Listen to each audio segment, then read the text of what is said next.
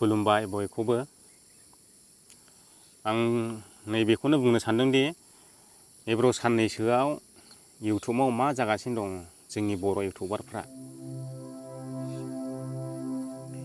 सोरखौबा जावनाय, सोरखौबा पार्सनेल एटेक खालामनाय, बेफोरबायदि जालायगासिनो दं आरो मैयाबो आं सासेनि भिडिअ नायबावदोंमोन। आं मुंफोरखौ मेनसन खालामला। बिथाङाबो बुंदों पार्सनेल प्रब्लेमफोरखौ हगारनो नाङा होननानै। नाथाय नंगौ, सैथो हगारनो नाङा। नाथाय बिथाङा गावनो गावसिनि रायलायनाय खौनो हगारबावदों होमब्ला माथो बादा होनाय जाखो बेलाय। आरो बे सासे बिनानावखौथ' मुं खारि जावखादों। आं नायखादों भिडिअखौ। बेबो जोंनिनो लोगोखा, लोगोजों लोगोनो। रस्टिंआथ' बेफोरबायदि नङाना। बिदि जावनाय, नाम खारि जावनायखौ रस्टिं होनाना। पार्सनेल एटेकसो थांबाय इयो।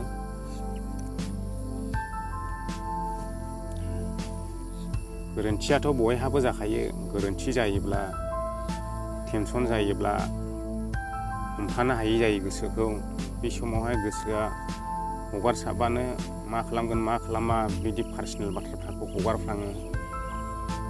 बै समाव आंबो जादोंमोन सानसे। मालायखौ बुंनो थाङा आङो। आं रावखौबो एटेक खालामनानै बुङाखै, आं गेजेरनि जानानै बुंदों। रस्टिं खालामोबाथ' बेबायदि नाम मेनसन खालामैहाय खालामोना रस्टिंखौ। एन्टारटेनमेन्टनि थाखायसो बानायो होनदों, थिगानो दं। नाथाय बार नाम मेनसन खालामनानै बुंनाय होनानै, नाथाय बेबायदि नङाना रस्टिंआथ' एन्टारटेनमेन्टनि थाखायसो जाखायो जानाया। सोरखौबा जावनाय, सोरखौबा रायनाय, बेफोरनि थाखाय नङा। नाथाय मुं लानानै बुंबाय थानाय जादों आरो बेयावसो एसे पार्सनेलि जावनाय जादों। आंबो एसे दुखु मोनदों।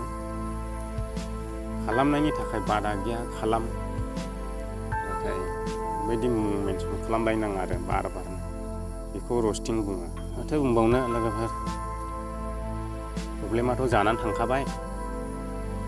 दा सर्ट खालामलायथोंसै गावजों गावनो।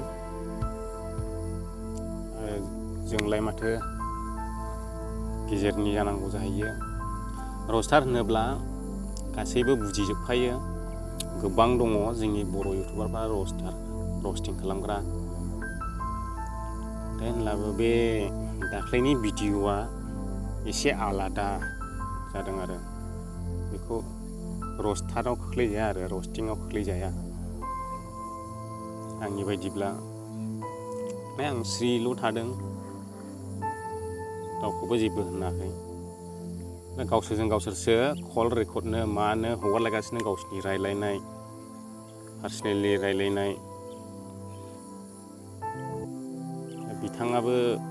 बिथाङानो गावनो बादा होदों पार्सनेलिखौ शेयार खालामनाङा होननानै। नाथाय गावसिनि पार्सनेलि प्राइभेट गावसोर कनफारेन्स खालामनानै रायलायनायखौनो गावबो हगारबावबाय आरो। माथो बुंबावनो ना। बुंनो थाङोब्ला गोरोन्थिया बयहाबो समान दं। आंहाबो दं, नोंहाबो दं, बैहाबो दं, बेहाबो दं। सोरखौलाय माथो बुंबावनो। दा जेखियानो जाया मानो गोरोबलायबानो जाबाय। बर' इउटुबारजों इउटुबार जयै मिलायलायबानो जाबाय। जयै मिलायनानै खामानि मावलायबानो जाबाय। नोंथांमोना बयबो मिथिजोबखायो, गावसोरनो गियाननि जोबखा। आंलाय दासो गाहाय थाखोनि इउटुबार।